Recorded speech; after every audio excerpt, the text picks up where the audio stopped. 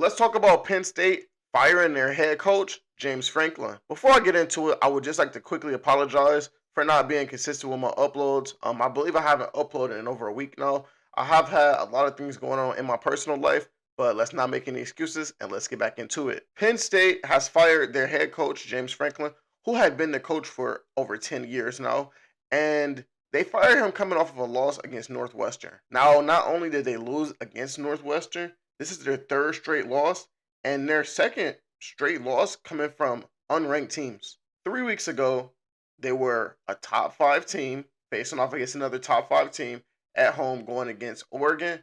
They lost the game in, I believe, double overtime, and now they're without a head coach and a starting quarterback. Their starting quarterback, Drew Aller, has been ruled out for the season with an ankle injury, but getting back to James Franklin, I believe that his firing was warranted. Penn State was ranked number 2 in the preseason AP poll.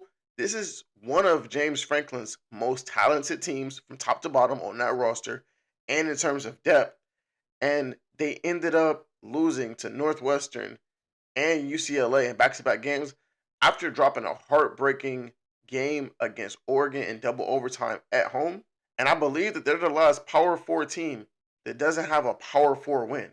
You just can't do that. And I just found out a couple days ago that Penn State has not won a top 5 game. It could be top 10, but it's top 5 for sure. They haven't won a top 5 game since 2016 when they upset the Buckeyes. James Franklin only has one playoff appearance in 10 years at Penn State. And in their long playoff appearance, they made it to the semifinals, which is pretty impressive, and they almost beat Notre Dame, but they got there by beating SMU at home, which they were not comp at all, and they ended up beating Boise State, which their entire offense revolved around one player, and neither one of those teams were a contender. Penn State has not beat a true contender since 2016 when they upset Ohio State. And that game took place during the Obama administration.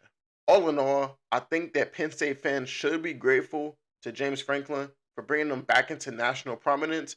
But if they want to take that next step and become a legitimate year in and year out college football playoff and national championship contender, like in Ohio State, like in Georgia, they need to find a new coach.